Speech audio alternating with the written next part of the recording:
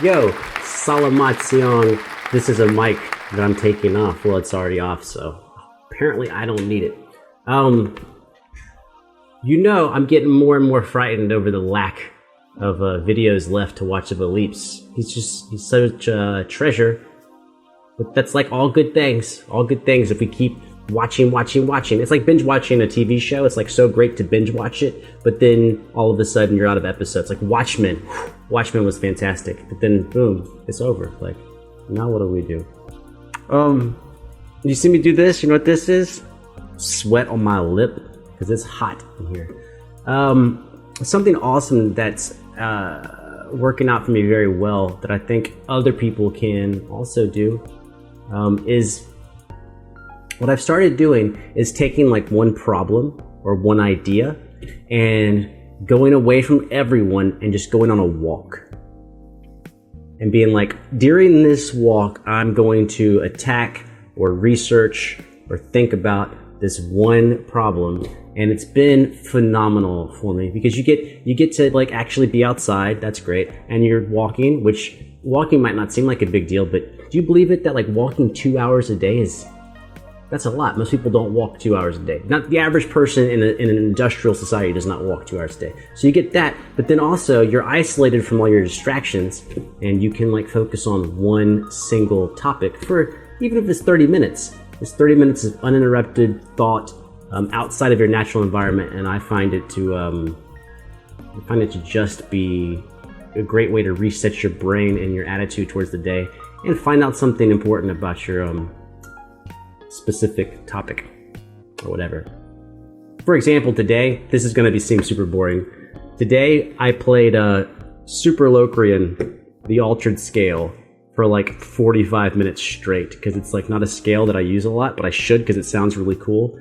And so I just did that with the guitar. Put on my guitar and just walked around in nature and in parking lots and just like tried playing it everywhere and getting used to it. So whatever. Dude, it's so hot in here.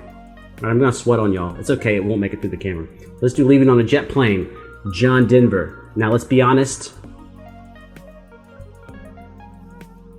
Leaving on a Jet Plane, John Denver is kind of low-key for me. Kind of low-key. But that's what I've loved so far about Alip. There's been a lot of songs Alip has covered that I'm like, these songs, I don't. But his playing is always great. His version on a lot of these have been better than the original. To me. For me. So let's go. Let's do it.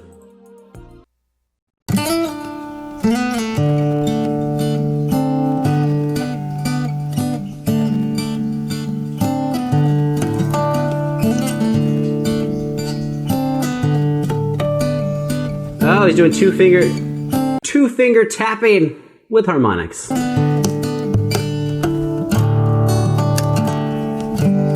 Oh.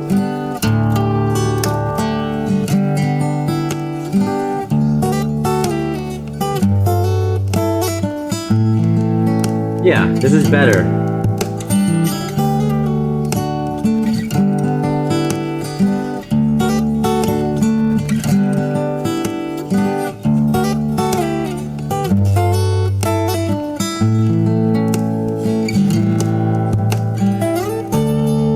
You know what I should do? I should just walk around for an hour every day and just learn to tap with my pinky finger.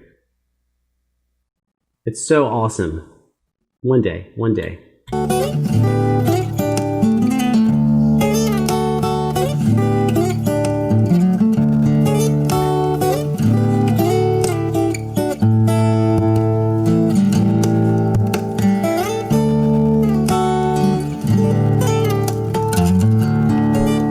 Nice. Oh, the nice was on that bass, that little bass line. Let's back up so you can see that.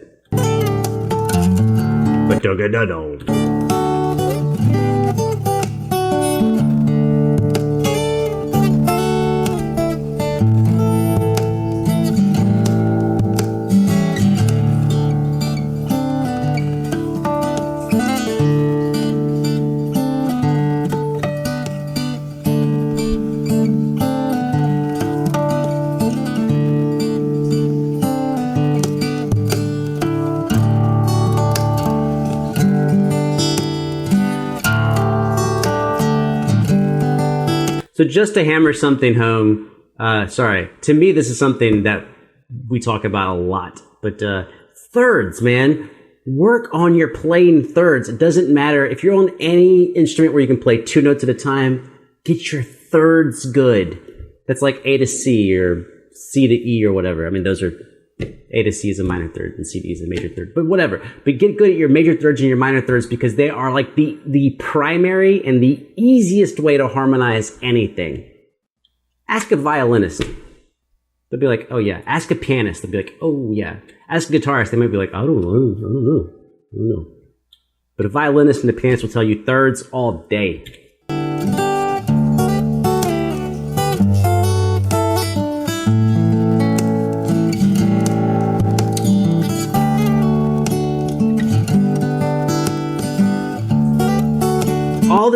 All the stuff he's doing on strings 1 and 2 is all like thirds. Like all of it. But da da da ba da ba da da da. Now obviously I'm just singing 1 note because I am not a tube and throat singer, so I'm only singing 1 note. But he's just harmonizing that 1 note with a third.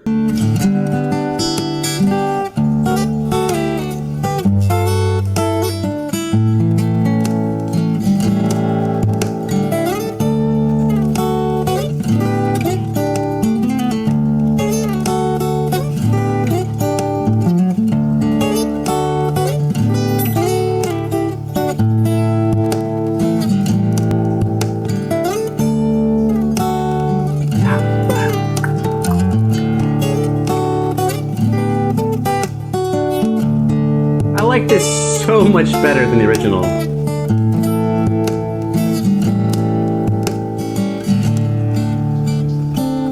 And that's where he's tapping.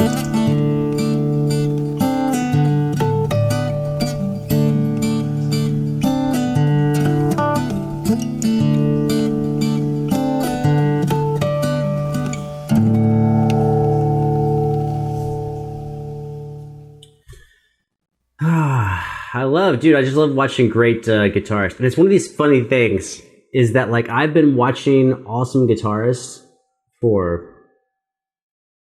25 years. It's been like 25 years since I first was like, that dude's awesome. And you would think like, oh, eventually I'm going to like not care. Eventually I'm going to grow out of this. It's like, nope. It turns out that things that you love, like if you love it, you're just going to keep doing it. Guitar time. Let's see if there's anything I can show you. I don't know how much anything very specific to that song. Oh, and I just realized I was going to show you like a really popular song, but I can't because I'll get like copyright strikes or whatever. Let's put on the guitar and then let's move the mic to somewhere else. Okay, cool. Is it still tuned? No.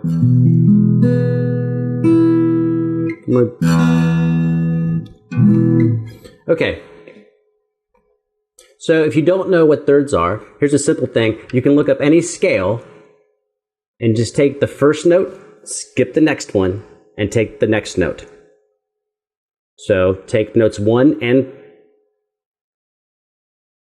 3. Right? So if I was starting with a C for a C major scale, C, D, E. So I take notes C and E and play them at the same time. And just do that with every note in the scale. So like C, E, D, F, E, G, what's next? F, E.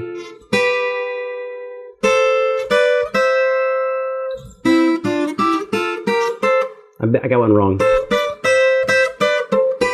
And you can alternate them if you want. Those are thirds. And they make like everything sound nice.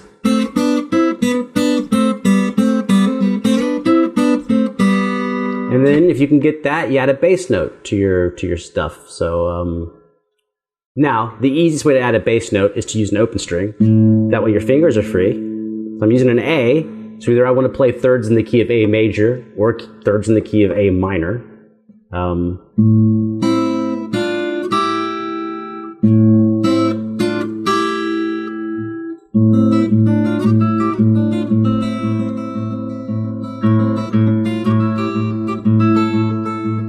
No, those are not thirds. This right here, that's not a third. But these were. So you can do triplets. Triplet, triplet, triplet. Or just do like thumb, index, middle, index, and do 16th notes. But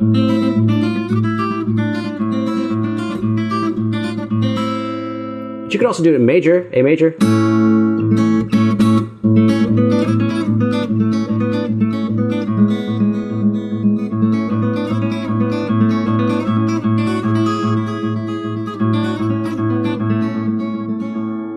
Thirds, dude. Gotta do them thirds. Now, at some point in there, he was tapping these thirds. Now, mic placement is very important for tapping because tapped notes are not as loud as other notes. So the closer, like if I had my mic right here or on the sound hole where Alip has it, you'll hear my tapped thirds much louder. They're very quiet. Now, the stronger I snap my hand down, the louder the notes will be. But, yeah. You did a great job. When's the last time you did a bad job?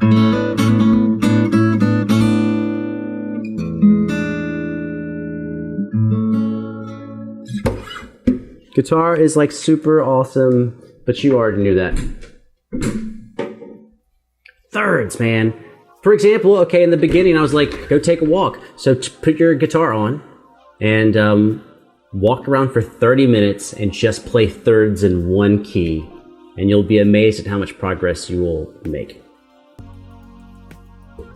Like it's a type of practice where I don't really tell. Usually, if I have students who are beginner or intermediate, I don't ever recommend it because it will make them like frightened. They won't want to do it. They'll get scared. So, but for advanced players or people that are like my friends and we're just hanging out, it's like, because if I said spend 30 minutes on thirds, then they're imagining themselves at home and they pull out their guitar and they're only going to practice for 30 minutes. And so for 30 minutes, they play thirds only and it's very boring and they're let down and they don't get to play anything cool. But if I was like, no, go take a walk and think about thirds, visualize thirds, take your guitar with you and play thirds. And then when you come home, don't worry about thirds. Play whatever you want. Just have fun. Then you get 30, imagine that, you'd be practicing an hour a day, you'd have 30 minutes of fun stuff and 30 minutes of technical work. And really that's what all practice comes down to, is balancing out the distribution of technique versus repertoire, which is songs. So technique versus songs, and then just having fun and also composition. And really you can have 4 structures a day and rotate. Like if you, because the higher level you're going to play at, the more time you're going to develop, the more time you're going to devote to the instrument.